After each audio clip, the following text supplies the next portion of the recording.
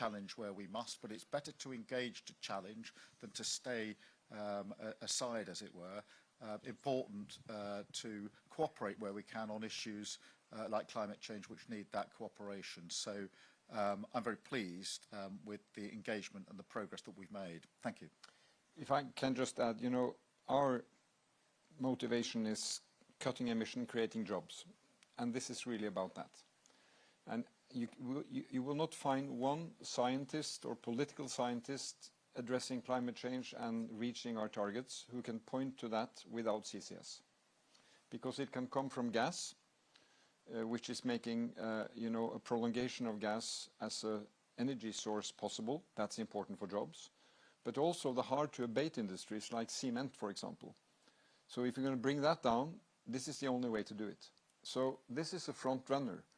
And what we are seeing now, if we can succeed in doing this, and you can succeed and we can succeed together, we may have turnkey concepts that can be applicable in a large context. And that's good for jobs, it's good for industry, and it's good for our kind of technological standing.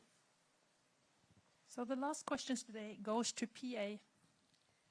Hi, Claudia Savage from PA. So in your discussions today about Ukraine, did you talk about the potentialities of a Trump presidency and what that will mean? The Kremlin welcomed today Trump's criticism of the use of US-backed weapons inside Russian territory.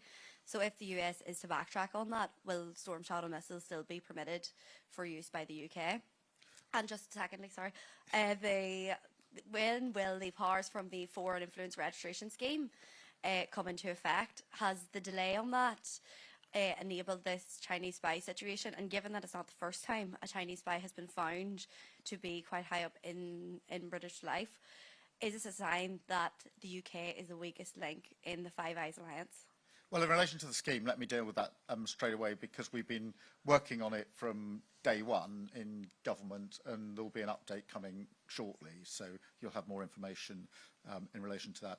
In relation to President-elect Trump, we have both spoken to President Trump. I had dinner with him in New York a few months ago for a couple of hours, where we discussed a number of things, including Ukraine. Jonas has spoken to him on the telephone, and yes, of course, we've discussed the strategic approach that we should take as allies. The allies have stood together behind Ukraine in the face of Russian aggression. We continue to do so, but as you'd expect, we've been talking to all of our allies in relation to that, and there is this consensus that we must call it out for what it is, Russian aggression, and that we must put Ukraine in the strongest possible position. But yes, I think we both discussed this with President-elect Trump, as you would have expected. Yeah, that's correct. And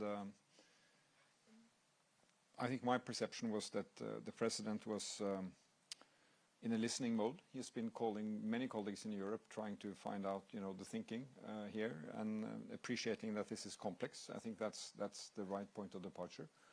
And our message is that, you know, the sooner the Americans can define their strategy and their approach, the better, because that will bring some clarity to the approach on how this war can end. On that note, we need